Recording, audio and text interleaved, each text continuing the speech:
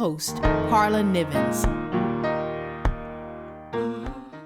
Hi, everyone. My name is Karla Nivens. I am your host for the Every Heart, Every Woman show. We're so glad that you have tuned in today. Our show is a partner with Love Ministries, which is a 501c3 nonprofit organization. Find out all of the great information about Love Ministries as you head to their website. Go to loveministriesbuilds.org. You can also head to my website at any time to get all of the information about what's going on in my life at karlanivens.com. Well, I'm so excited to have again today as co-host LaToya Jones. She is the founder of Flames of Passion Women's Ministry. LaToya, welcome again. So glad that you're here with us today. Glad to be here, Karla. Thank you. Absolutely. So you all check out our conversation that we had last week about rest and taking the Sabbath.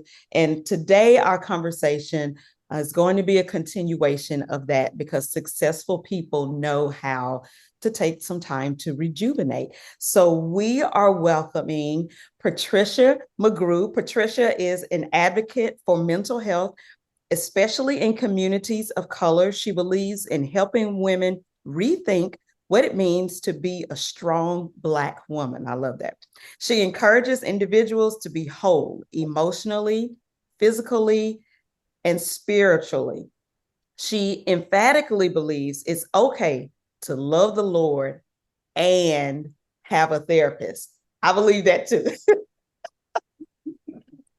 Welcome, Patricia. I cannot believe that this is the first time that you are joining us. We're so glad to have you. Man, thank you for the invitation. I can't believe it either, but here I am. Hopefully I do well and you guys will have me back. Yeah, absolutely.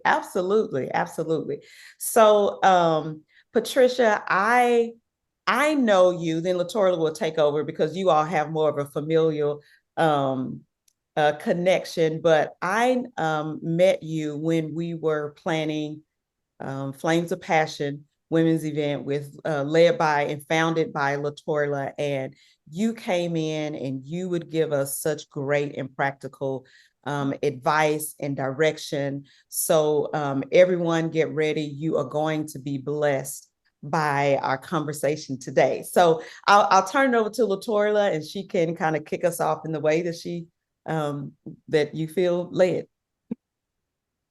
Well, thank you, Karla.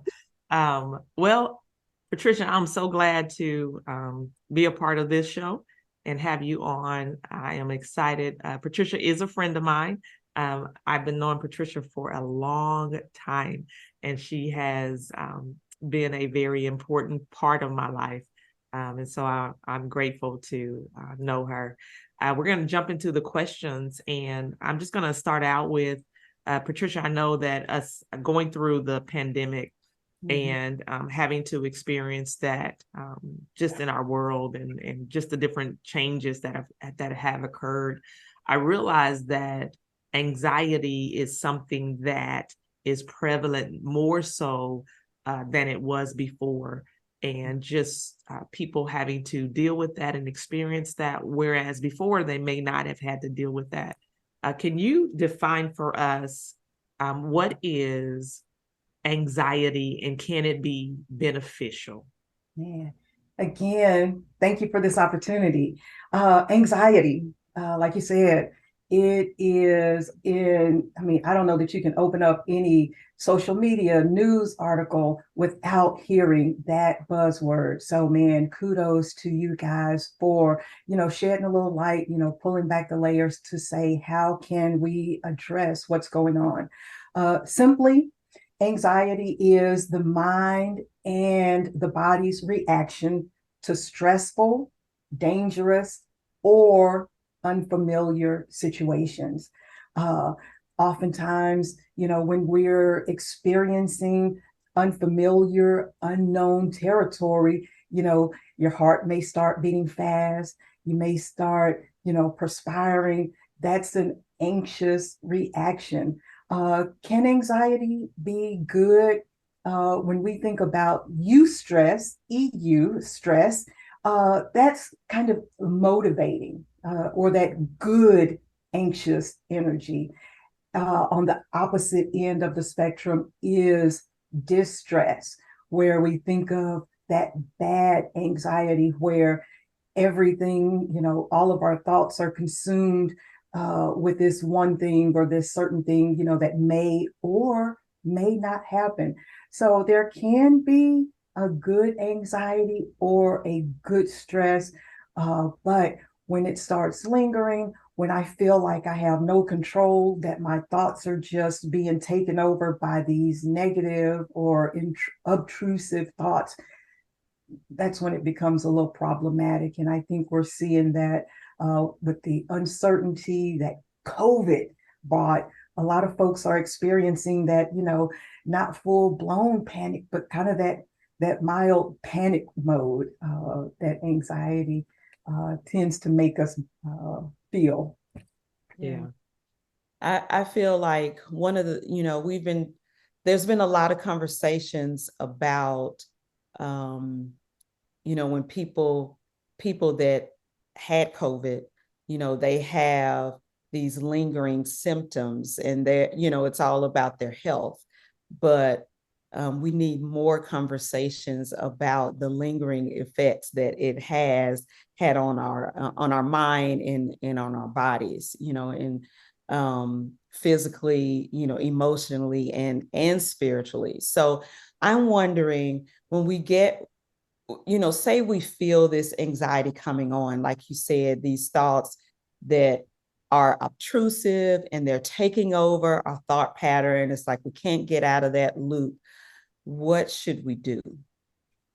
One thing, and it seems so simple, but we often forget. And I talk to a lot of folks who are overcoming those anxiety situations. But the first thing, and I tell folks, when once you enter therapy, as a clinician, I hope I'm instrumental in helping you build your toolbox. Just like, I have these pictures on the wall. I wouldn't go to my toolbox and pick out, a screwdriver to hang a picture.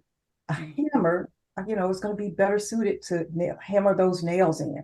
It's the same way when it relates to our mental health. And, one size doesn't fit all. But one thing I encourage, and, being totally transparent, as someone, didn't even know that, anxiety was a thing for me. And I was driving, going over an overpass, it almost had a panic attack because and I'm like, wait a minute, where did this come from? And because, it's one of those things that I talk to my clients about, I was able to say, breathe, breathe. And it's not that, but being very mindful. And, I kind of have a tend to be a bit dramatic, but that's what I encourage, my clients, be very dramatic, breathe in, where you feel your stomach inhaling, count to maybe 5. Once you get to the top, hold it for another count of 4 or 5, and then slowly exhale. But what I have found, I cannot stay in that hyper vigilant, anxiety state if I'm concentrating on breathing. So when I notice I'm, and like I said, most of us can tell when we're getting anxious. My hands may start sweating, your heart may start beating, you may start sweating on your forehead. You're going to have those telltale signs in your body. And when you notice that, if you're able, it's one of those things, folks aren't going to be like, wow, what are you doing? Something as easy as breathing. Just take a breath, start taking those deep breaths to kind of combat those anxious feelings. So simply start breathing. And, I have some more tools that we can talk about, Miss Karla, but in the moment when you feel that coming on, start breathing. Yeah, that's good. That's good. Patricia, if someone is dealing with maybe anxiety and it's happening more often, because we can, especially that whole strong independent woman, we can try to handle things and talk ourselves out of, oh, this is really bad, or this is not normal, or this is not okay. What are some things that we should look for to let us know, okay, you might need to talk to someone seriously now about this? And what I tell my folks, you are the expert on you. So you're going to know, and I hate to say it, but you're going to know what's not normal for you. And again, if all I can do, if these thoughts are interfering with, me running my household, with me taking care of my husband, with me looking after my children, with, my activities of daily life, it's time to say, you know what? It doesn't have to be anything formal or prescriptive, but I'm going to keep, just keep a note of how often this is happening. And I'm going to check in with my my primary care provider and let him or let her know, you know what, I've taken, account, I've kept some little tally marks, and yeah, this is becoming problematic. I get all hyped up, and because I'm so consumed, nothing is getting done. And then it's a never ending cycle because nothing is getting done. Now I'm beating myself up because it's getting done. And the more I beat myself up, the more I retreat into that shell and nothing gets done. So you are the expert on you, and you know what your normal is and how you're able to function, how you are able to operate. And as soon as you notice, there's something a little different, a little off, and it doesn't have to be, significant, whatever that significant looks like. If it's a little bit worrisome, talk to your primary care physician and at least get on his or her radar. So that way they know, if they're monitoring you for hypertension, or even, hey, if you just go in once a year, at least now I've put it on Dr. Smith's radar. So, he may reach out, she may reach out and say, how are you doing with that? Tell me what's going on.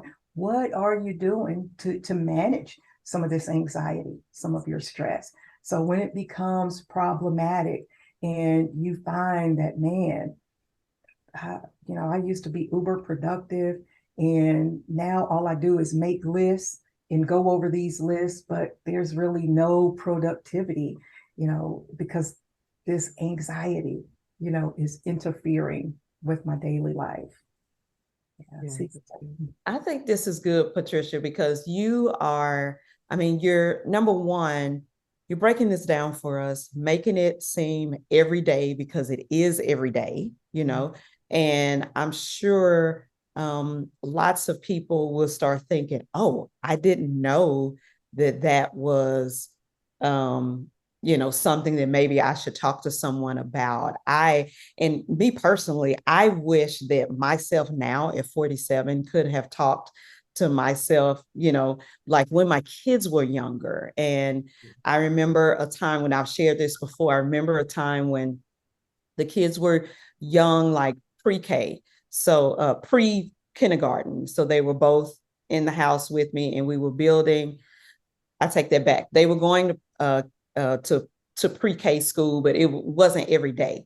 So a lot of times they were home with me all day, and then we were building a house, and there was just lots going on, lots of unknown things. And I had lots of anxiety to the point where I was even throwing up for, like no good reason. And I didn't even think that was, I just kind of thought, okay, I guess I'm going through something. Later in life, I started to feel like, okay, if I get to that place, I think it's time to talk to someone. And then I would go and talk to someone. But early on, I really just didn't know. And I think a lot of times, sometimes we're not ashamed of it. We just don't know. We're just not aware of what's normal and what is like, what should ring a bell, for us. So I really appreciate this. And can you talk to people who may think that they are ashamed to speak to a professional. Maybe they are hearing this and they're thinking, well, what is my family going to think? Or should I feel down on myself because, I think of myself as this strong, independent woman, but I really feel like I need to speak to a professional. Man, Miss Karla, you hit the nail on the head with that one. And, right now, I hate to say it, but I have a thriving practice, and I would say probably about 1/3 of the folks that I'm seeing are these strong Black women. Mm-hmm. And, they're like, I'm supposed to be able, to juggle 22 balls at a time and still function and blah, blah, blah, and blah, blah, blah. And, I don't want people to think I'm crazy. And I'm like, time out, time out, time out.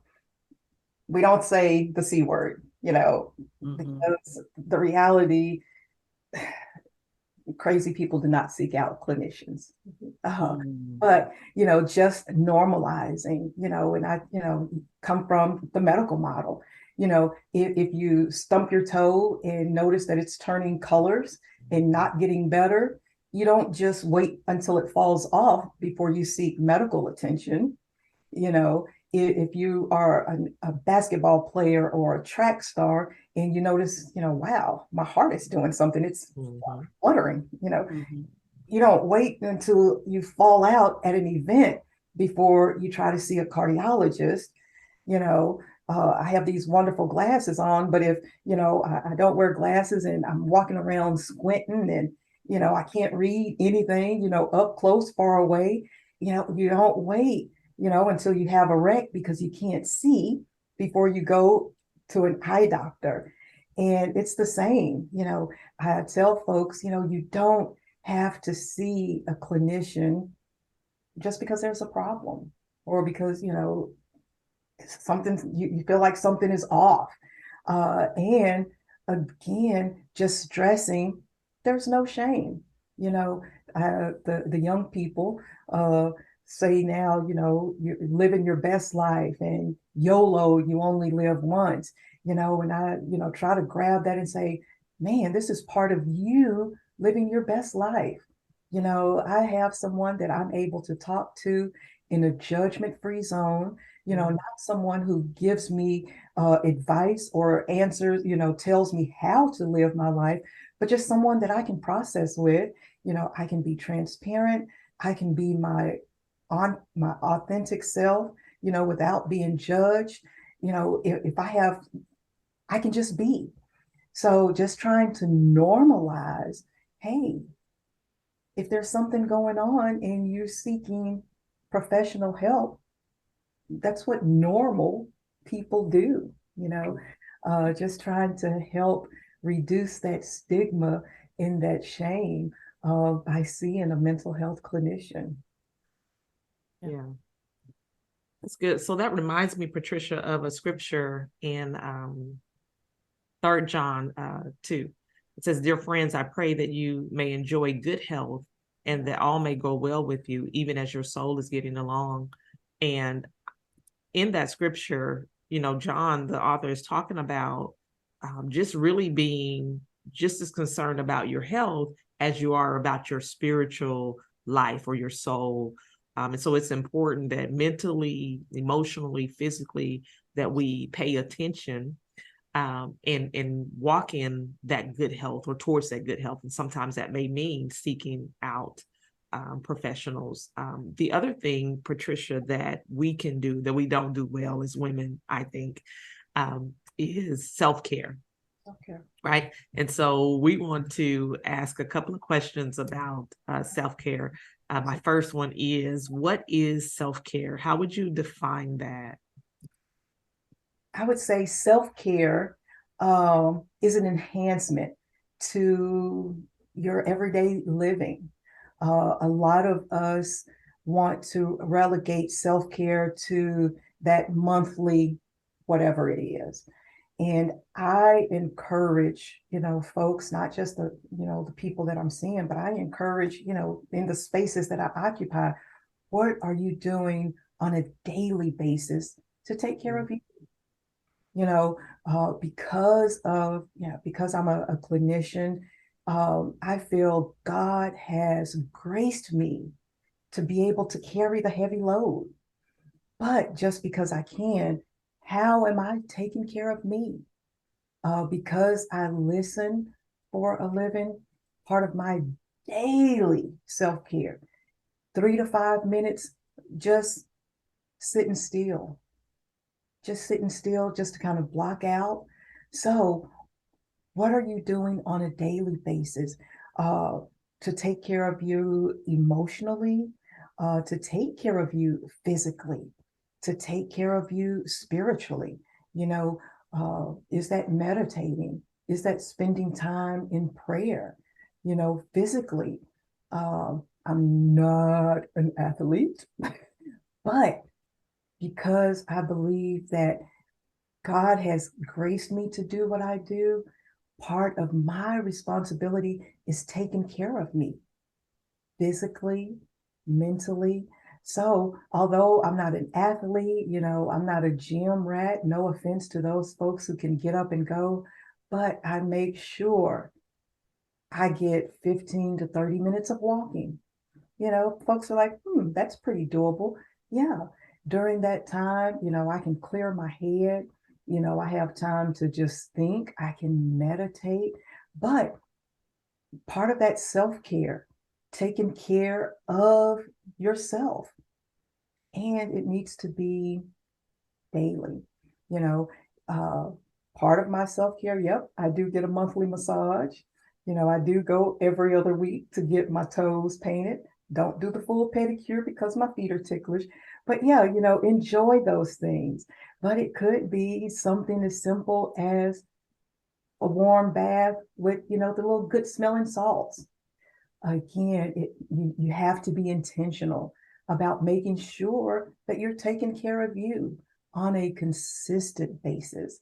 And what I found, when I take care of me daily, that motivates me, that encourages me, that charges me to be able to do what I do.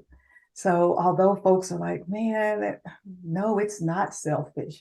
If you're a mother, a wife, a daughter, an employee, and then, an entrepreneur, man, that self-care is vital, because that is going to keep you motivated to do the work for others. That's good. That's good. Yeah. I want to talk about how self-care has impacted our life. But I think all of us should answer this, because I think we may have three different answers, because Patricia, you might be better and understand the benefits a little bit more. But how has self-care impacted our lives? So I'll go first. Okay. And then Patricia, you go last, because I know you're going to have a great answer. You go tell us how we need to do better. How we can do better. So honestly, self-care has not been on my radar a whole lot. For the last 2 years, since I moved to Houston, now I still work in Dallas, so I still travel back and forth. Since that has happened, I felt like my schedule has gotten like pretty much out of my control, I feel like. So I started just now, the last 2 years, started thinking about self-care. I did start getting massages every month. But honestly, when I first started, I felt so guilty for like being there for an hour and trying to relax for an hour. My therapist said, first of all, like, you just come in here way too tense. And I had to teach myself that it was okay, and to come in there and to actually come in to relax. They would say, do you want a neck pillow? And I'm like, well, how much does it cost? And she's like, nothing, that comes with it. Well, no, I don't want it. I couldn't, my mind was just, and I had to teach myself that it's okay to enjoy that. And so, and lately I've started doing other things. I remember that I really love the water. I really love being outside. I like being in the sun. I think one of the huge blessings of living in Houston is that the coast is an hour away.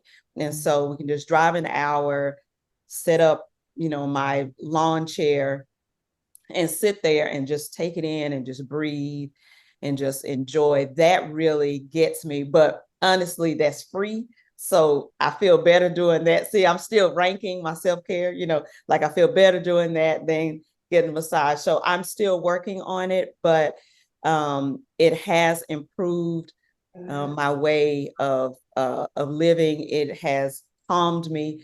But I still need work. I still need somehow to find a way to give myself permission to regularly do those things.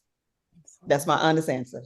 Good. I see growth, Karla. Good. So I guess for me, I'll tell you the adverse effect of not having self-care.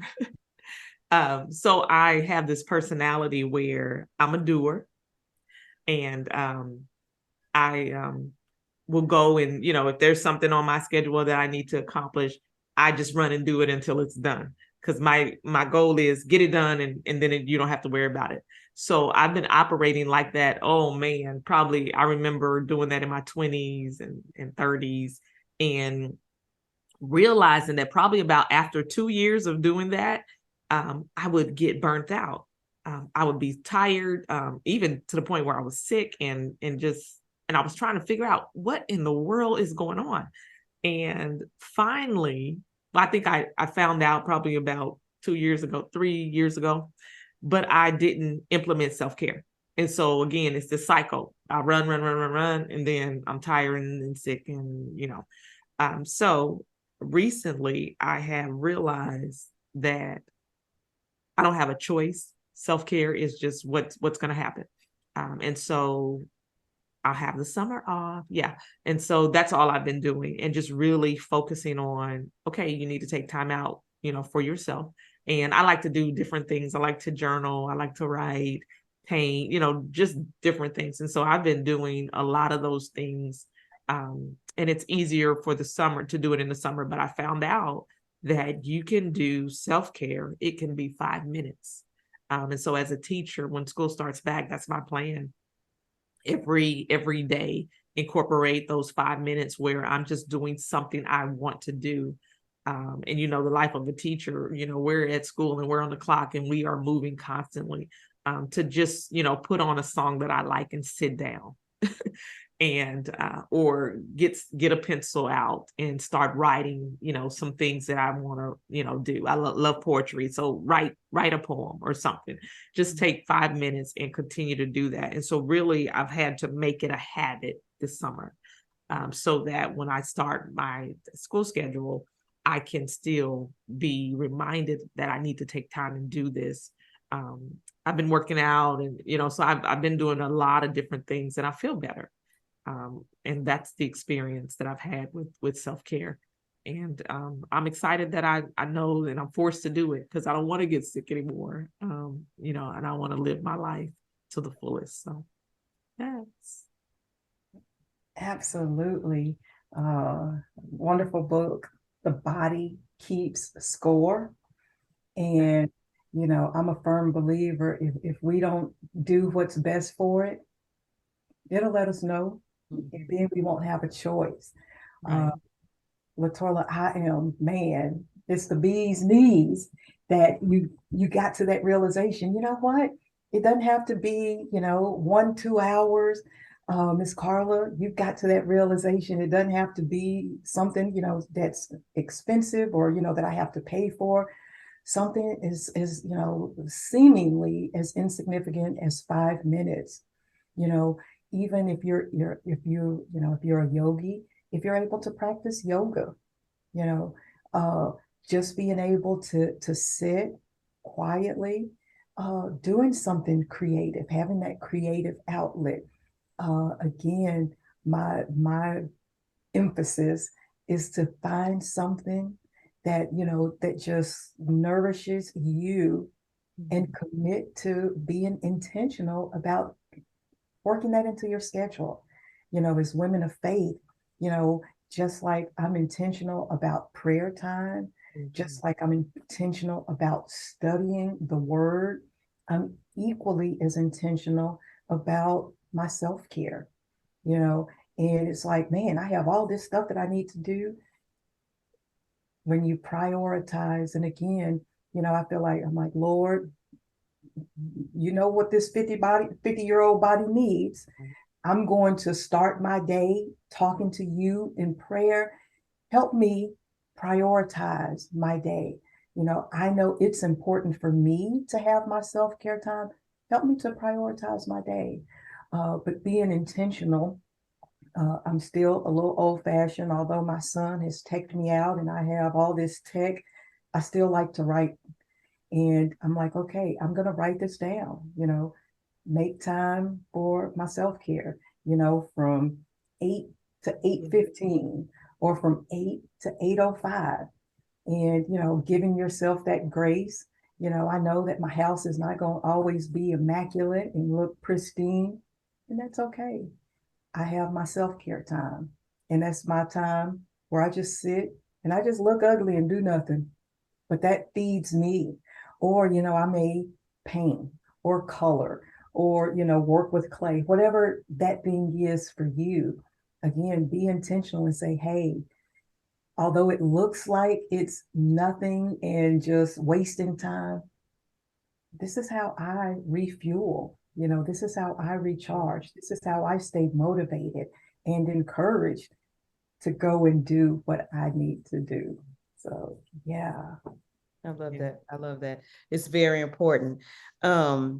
This reminds me as we close, because we're really out of time now. And Patricia, we are so glad that you've joined us and look forward to when you're able to join us again. Reminds me of 1 Corinthians 6. Or do you not know that your body is a temple of the Holy Spirit within you, whom you have from God? You are not your own, for you were bought with a price. So glorify God in your body. And so these scriptures and what Patricia has shared was right on point. And so we hope that you would take this time to prioritize your self-care, to not be ashamed when you, like Patricia said, you are an expert on your body. So when your body is sending you those signals that you need to talk to a professional, do it and feel permission, feel like you are giving yourself permission to take care of yourself, because this is a part of honoring the body that God gave you, that God created for you, where his spirit dwells, his Holy Spirit dwells.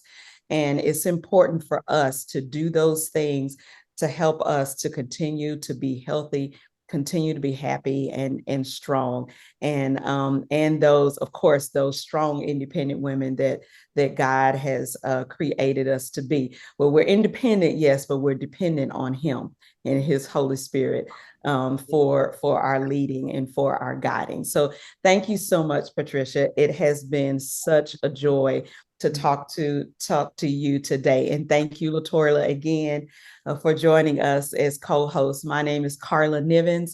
I'm your host. Our show is a partner of Love Ministries. Go to loveministriesbuilds.org.